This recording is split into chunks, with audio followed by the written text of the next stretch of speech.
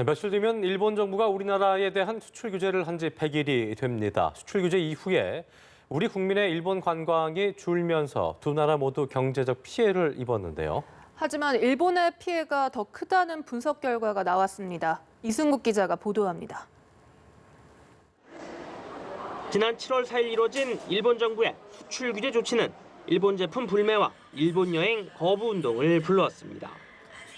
휴가철인 7월과 8월 두 달간 일본을 찾은 우리 국민은 87만여 명, 1년 전보다 27% 넘게 급감했습니다.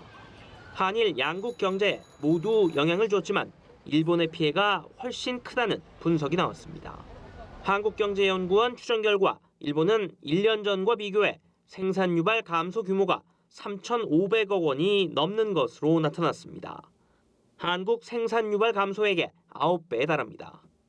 업종별로 보면 일본은 숙박업과 음식 서비스업의 타격이 컸고 우리나라도 항공운송 서비스 분야에서 1,000억 원 가까이 줄었습니다.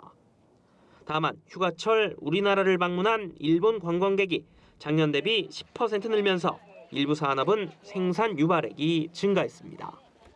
일본 관광객이 늘어난 것은 예약 취소 경향이 적은 일본의 문화 탓에 기인한 바가 크다고 볼 수 있고요.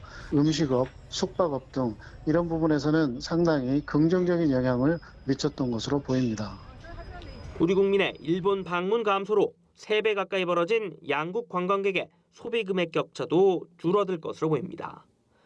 지난해까지 최근 4년간 한국인은 일본에서 19조 원 가까운 돈을 썼지만 일본인은 한국에서 6조 4천억여 원을 소비하는 데 그쳤습니다. 하지만 양국 관계 경색이 길어질 경우 국내 경기에도 부정적인 영향은 불가피할 전망입니다. 연합뉴스 TV 이승국입니다.